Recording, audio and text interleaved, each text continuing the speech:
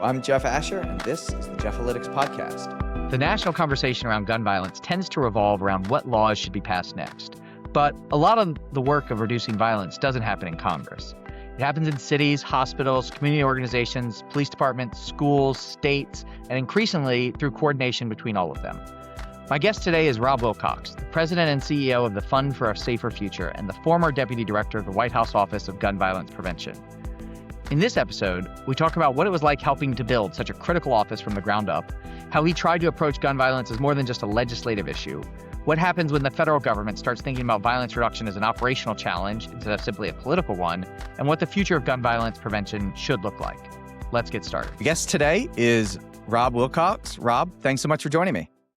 It's great to be here with you, Jeff. Thanks for inviting me. I'm excited, and you've been a guest that I've wanted to have on for a long time. So very excited to have you here. And you have a fascinating background. You have done a lot. So my first question is, can you just sort of recite your background? How did you get to be here? Yeah, I honestly didn't get here by choice or with ambition. We had a family tragedy back when I was a senior in college in 2001 where a cousin was shot and killed.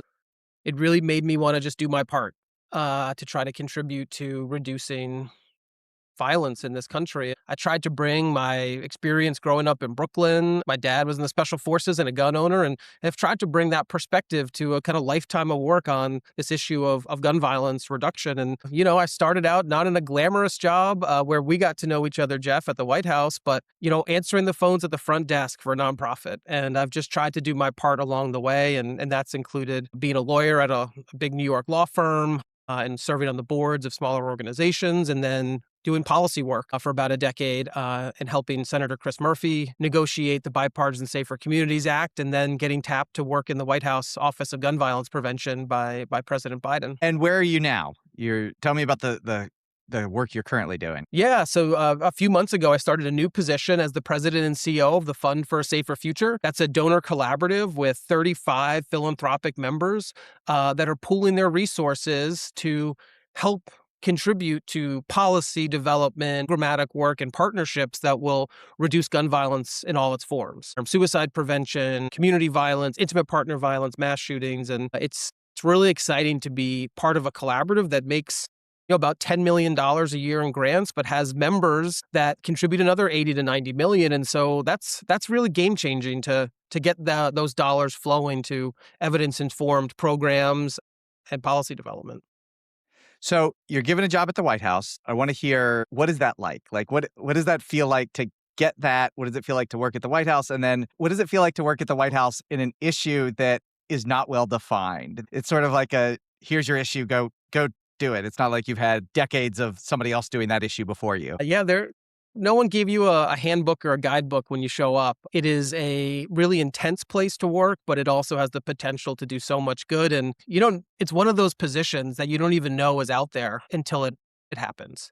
I was on vacation with my family in Delaware, and the person I'd been working with at the White House for years to give policy advice to called me up and said, the president wants to start an Office of Gun Violence Prevention. And the first thing I said to her, Jeff, was, congratulations. You are going to do so much good with that office. And then she said to me that, the president wants to know if you'd consider serving. And, that's a moment that I'd never planned for. I never worked for. That wasn't kind of the thing I was reaching for. I was just trying to play my part. And it really takes your breath away to have that type of opportunity. And then it was surreal, honestly, after going through the interview process. They had a rose garden ceremony to announce this office. And I was there with Steph Feldman, our director, my co-deputy, Greg Jackson. We had our families there. We had all these incredible leaders there. And you're sitting in the rose garden realizing they're talking about like the work that you're going to do. And the president made it very clear what our job was: to fully implement the Bipartisan Safer Communities Act, to maximize the benefit of that. The second was to come up with new executive actions for every agency. The third was to build new state and local partnerships to enhance this work. And lastly, he said develop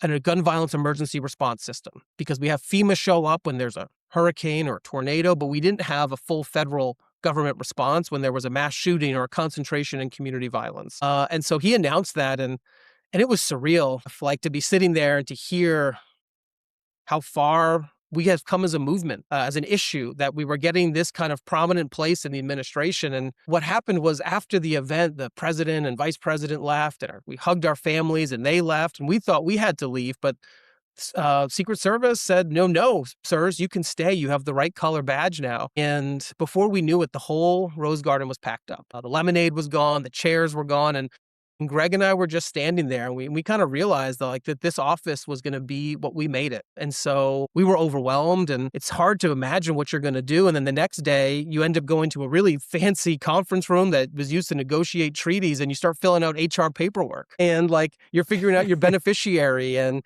all these things. And you're like, oh my gosh, this is just a job. It's like a regular job. And then it turns on its head again. And that evening we're called and we're told that there's going to be a cabinet meeting in a week, and the vice president and president will challenge each agency to do more on this issue. And that it was up to us to kind of really be thoughtful about proposals, ideas, policies that each agency could do. So we just got to work, taking our years of experience, our trust in each other and Steph to develop a kind of robust all-of-government approach to how to reduce gun violence in all its forms. Because the president was clear, it's not just about homicides and assaults, it's about suicide and mass shootings and unintentional shootings and domestic violence. So we had a big job, but it's one of those things where you kind of realize that if we're not going to step up and take those jobs, who else will? And so, having done this for a few years within the White House, what is your sort of postmortem look at all of this? What works? What doesn't? If you were put in the same spot all over again, what would you do differently? What would you do exactly the same? Yeah, I mean, I think the magic of working in the White House is not just what you could do as an individual, it's what you can activate across government. In our tenure, we took 55 executive actions. Administration moved billions of dollars into violence reduction, fully implemented the Bipartisan Safer Communities Act. None of that could have happened with just the four of us in our office. It was about the partnerships you build within the White House in different departments, intergovernmental affairs and federal affairs and communications. And it's about the agencies. And I think that's one of the kind of lessons I learned was that's your team. That's your power, is the folks that you can unlock to do good work across the federal government who hadn't always seen themselves as part of that solution or hadn't been reaching to work on it because it was always framed as maybe it's just about passing this law or doing this particular policy, when in fact, I think what I learned and what we've seen on violence reduction is it takes a really broad approach that has prevention strategies, it has intervention strategies, it has accountability strategies, and it has recovery strategies. And in each of those, there's policies, and there's programs, and there's partnerships, and you could only activate fully if you really have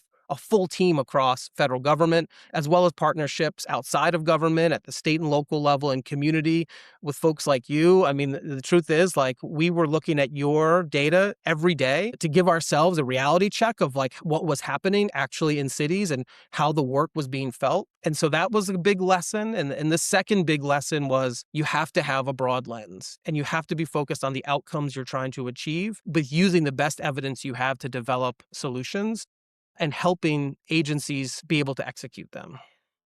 And so sort of taking this down a level from your experience at the White House, working kind of down the chain, are there things that guys were proposing or that you have wished you could have proposed, but for whatever reason couldn't? What are the things that cities should be doing right now based on that experience that maybe they're not doing as much of or they're not doing at all? I mean, look, specifically for gun violence reduction.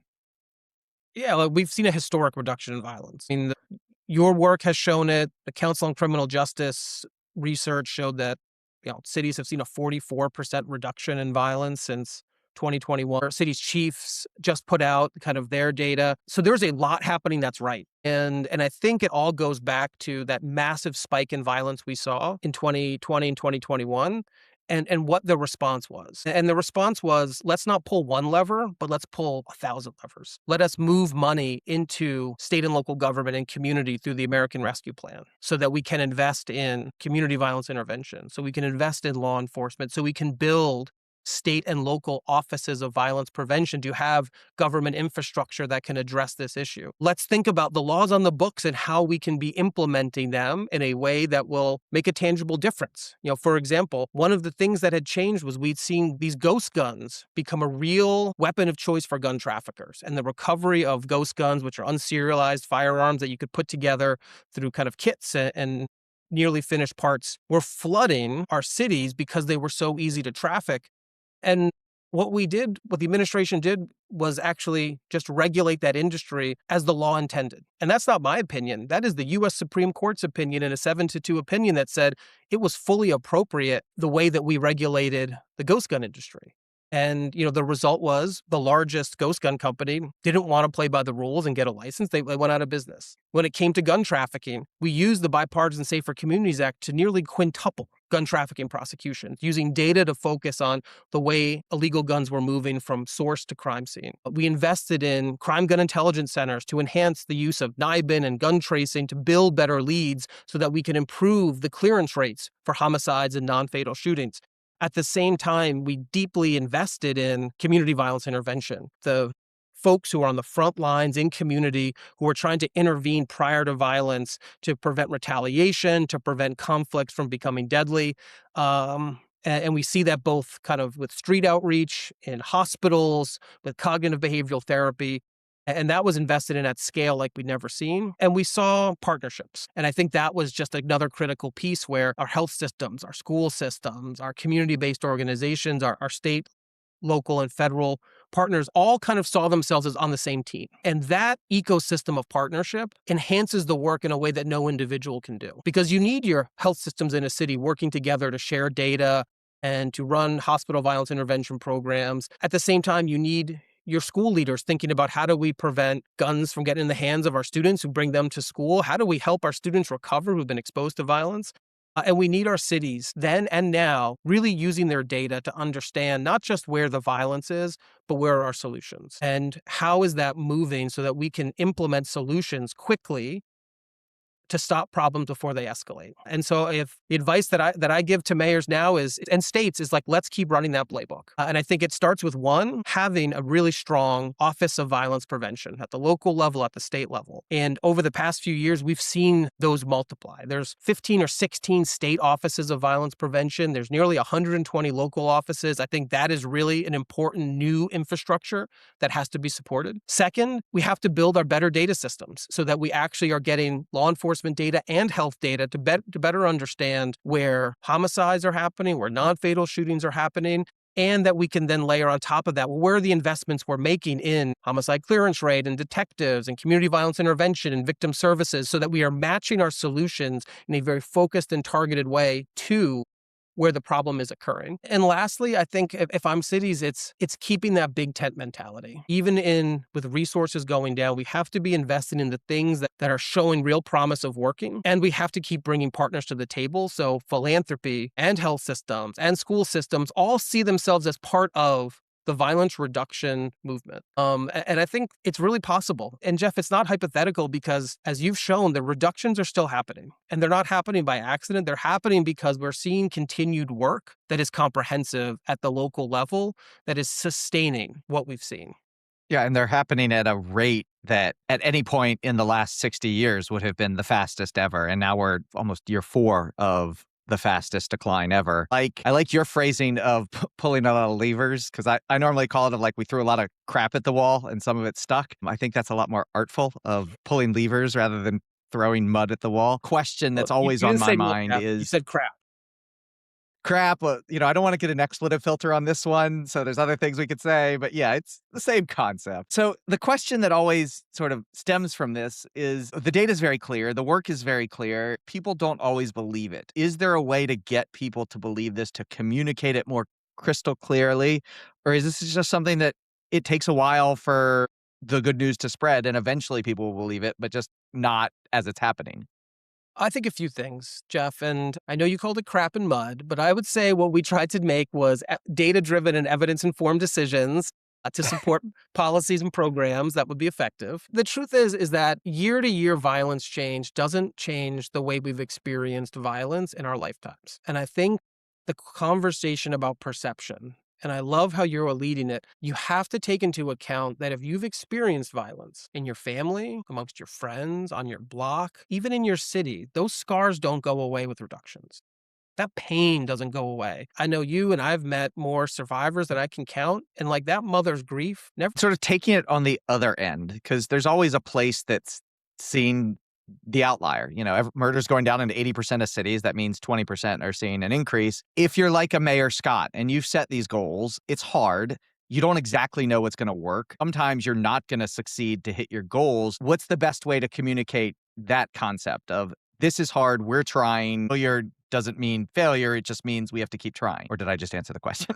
So what are the best strategies to combat either misinformation or disinformation regarding gun violence when you've got a situation where, that something happens, violence falls, and the politician turns to the thing that was happening at the moment, or the public wants to believe that it's just because of non-reporting or whatever reason that the truth is not believed? How do we fight that as a strategy?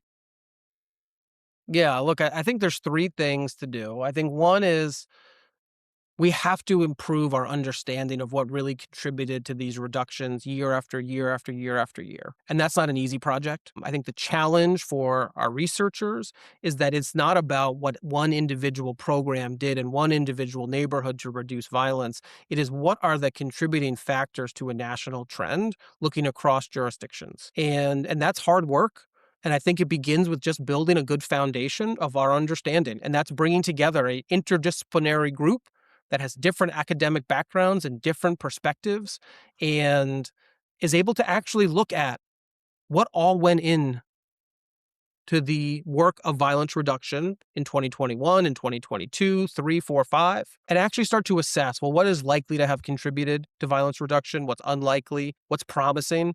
And it should then really then try to delve into deeper individual research projects to understand what happened when we really attacked the iron pipeline, the gun trafficking pipeline with gun trafficking prosecutions and straw purchasing prosecutions and holding gun dealers that were more closely tied with illegal guns responsible. What did it mean when we regulated the ghost gun industry?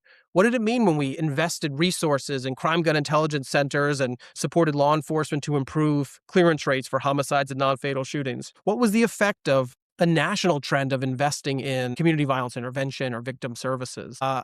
So I think there's an immediate need of let us actually try to build the right foundation for what went into this, and then some real research that should be diving deeper. That's not easy. I don't pretend that it is, but I think it's necessary because to see reductions at this scale for this length of time should force us all to want to answer the question of what contributes to the thing that we're all seeking, which is a safer future. And it's not just for community violence. We've seen reductions in mass shootings year over year. And so we have to dive deeper into what is helping us get to the place that we are all trying to get to. Number two, I think we have to keep up the work of sustaining, taking what we think has been effective and really doubling down on investment. And that could be into offices of violence prevention. It can be into building the right crime gun intelligence center and homicide and non-fatal shooting review teams. And it certainly is in investing in community violence intervention and victim services. And lastly, it is how are we communicating? And that's about messenger, it's about medium, and it's about message. And I think we too often think that we can tell a national story with national spokespeople, when in fact, I think the most credible folks are those who are closest to the community. And we have to be lifting up the voices of those who are doing this work in community and locally so that they're telling the story of how they've contributed. I think part of the issue of why we don't break through on these reductions is that everyone goes to the thing that they done first. They say, this is what I did, this is responsible. And I think we should get more comfortable, all who want to see this safer future, and I think that is a broad swath, of saying, this is what's happening. These are the things that we think went into this because this is actually what occurred in history.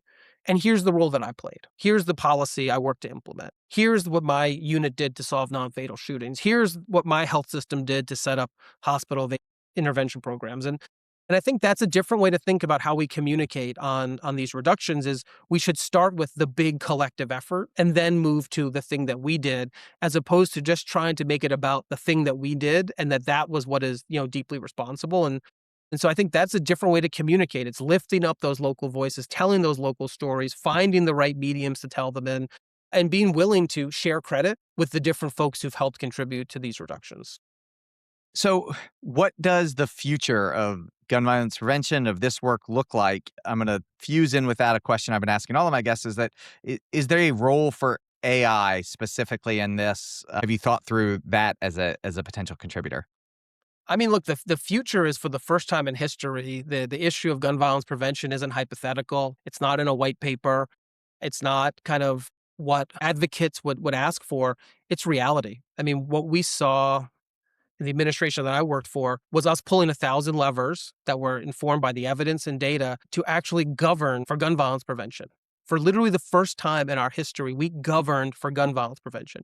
And we did it through improving data systems, like at the CDC, which produced the first ever national resource on firearm homicide and suicide that gets you down to the zip code level with only a 3 to 4 month lag. I mean, that is so much faster and more localized than what we'd ever seen, through incorporating the data that you were, Jeff, responsible for unearthing and incorporating that into our decision making, for helping neighbors to make sure that we actually are bringing in information on non-fatal shootings and incorporating those recommendations. We did it through policy implementation when it came to regulating ghost guns or gun trafficking or machine gun conversion devices, maximizing our background check system, improving our crime gun intelligence. We did it through investing in the right kind of programs, in community violence intervention and victim services, as well as larger investments into local government. And we did it through partnerships. And I think when you ask about the future, we don't have to live in the hypothetical. We can live in the reality of that comprehensive approach. And maybe a governor or a mayor or even a president doesn't want to do all those things, but gosh, that gives you a lot to choose from if you want to attack this crisis. And I think the worst thing we can do is going back to the mentality of like, let's just go pick the one thing. Let's just go do this one thing. This is the thing. And I say that not as a researcher or an academic who might say, well, this is the one thing, but no one has in fact told me that yet, if it was this one thing. I don't think they ever will. And I think that is the mistake we see in debates, is we always try to reduce it to this is the one thing, instead of telling people, like, which is what I actually think they want, is we're doing all the things. We're doing the prevention, we're doing the intervention, we're doing the accountability, and we're doing the recovery. And I think that is our future, is we lean into all of it. And that's about the right gun safety laws and implementing them responsibly. It's about the big community level prevention work in terms of cleaning and greening spaces and making sure we have educational opportunities for youth and economic opportunities. It's about the targeted intervention for those who are most at highest risk for committing acts of violence. And it comes through the accountability of solving homicides and shootings and the recovery of victim services. That playbook is no longer a hypothetical. It is so real. And I saw it firsthand, and we could be running it and innovating on it everywhere. And if we do that, we have a chance to sustain this fragile progress. And that's my belief of what we saw last year. And to your question on AI, I have been thinking a lot about it. It is a really excellent question. And I think there's a few ways that AI can be helpful. One is there's a lot of databases when it comes to violence, its effects, and how it's showing up that we need help assessing better in real time and vetting. And we have to be thinking about law enforcement data and health data, and how do we synthesize this large amount of input into something that is kind of usable for policy making and decision making. I don't think you can ever separate an expert like you or others who are looking at the data, ensuring that it is correct and accurate. But I do think AI can help us leverage large data sets to get some better insights. Number two, I think there's issues that come with gun trafficking or emerging firearm threats where AI could be of advantage. And I'll name two. One of the last things we did was try to focus on the proliferation of these machine gun conversion devices. These are small parts that attach to a semi-automatic handgun. They make it into a machine gun. Some research has shown that that is keeping our homicide numbers high. And I think that's important, Jeff. It's like, even though we're seeing these declines, like a city like Chicago thought that, maybe a quarter of their homicides were due just to these devices. So how are they getting here? One is that they were being illegally imported from China. Chinese gangs were putting websites up that sold them directly to consumers. Our administration focused on shutting down those illegal websites because they were available through a Google search. You could go Google machine gun conversion device, or what they're called Glock switches, and you could find a website like it's Amazon, and you could be ordering it to your house. The administration took steps to investigate and shut those down. We shut down 350, but it was an individual looking for websites, taking screenshots, capturing that evidence. I actually think there are tools we can build with AI that would more effectively scrape the website for websites selling those illegal products, so that we're not playing a game of whack-a-mole, but we in fact are more effectively using technology and reducing the costs to identifying and shutting down sites like that. The same thing goes for how do you prevent the illegal 3D printing of these switches, the other way that they're showing up. And I think AI can play a big role in developing the technology solutions that can prevent the 3D printing of those illegal machine gun conversion devices. That's not hypothetical. That's a project we started that the Fund for Safer Future continues to support, is the development of the technology. And it's so close, Jeff. Like I literally have seen the prototypes. Like it is right there that we can build in through sequence analysis and functionality analysis, along with AI, the ability to basically put an antivirus software into a 3D printer or into slicer software to prevent the 3D printing of an illegal lock switch. And that's like, those are pretty remarkable, tangible solutions that would be very difficult to do without the power of AI. That's a great answer. And I think the most productive answer I've heard of like very specific is the ways to use it. So I really appreciate you telling us that. My last question is, you've lived and I'm not like, this isn't a postscript to your life or career, but you've done so much so far. What career advice would you have for somebody that is interested in making a difference or in just doing something interesting in their... I think there's a few things that I've learned along the way that I'm happy to share. And I'm definitely no expert, but it's always be willing and ready to play your part. I think do the thing in front of you and do it as well as you can. And then you'll get another opportunity and another one after that. But it's about being willing to play the part that you have in that moment. The second is be good to your team and thrive in a team and realize that success doesn't just come from the person on top, but it's the person all the way down below and everyone in the middle. And that real success comes from everyone on the team doing their best at the part they're playing. And the third thing is there's really no secret. It's just hard work. It's being willing to kind of push yourself to become an expert in your particular craft, be it policy or data analysis or research or communications, whatever it is, the thing that you have the talents for, try to become the master of, and then continue to put the work in. When I was working at the law firm, I remember the most senior partner, who's literally one of the best litigators in the country, telling me that everyone who's preparing for trial is going to do 80% of the work because that's what's most likely to come up. And the challenge is, can you push yourself to do that last 20%? The things that are most unlikely to happen, but almost certainly one of those things in that bottom 20% will come up. And if you're prepared for that opportunity, then you can be successful.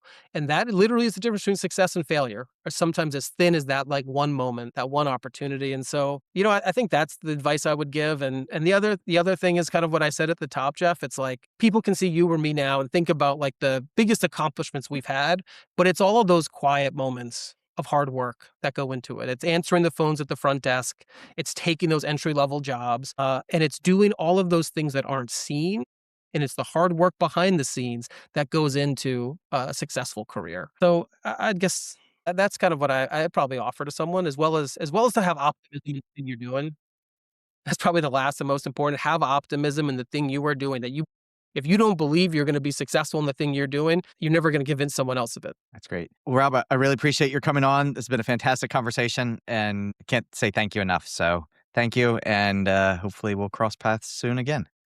I'm sure we will, Jeff, and hopefully next time we'll have not an awkward hug. We didn't tell that story, so we'll leave the listeners' imaginations to that one. Great, Jeff. Thank you so much for having All me. right. I've really enjoyed talking to you and digging into some of these issues. Rob, that was awesome. Thank you so much. Thanks for listening to the Jeff-alytics podcast. Be sure to subscribe, and to learn more, head on over to ahdatalytics.com for more information and previous episodes. If you like what you heard, please leave a glowing review, which will help others to discover the show. Until next time, I'm Jeff Asher.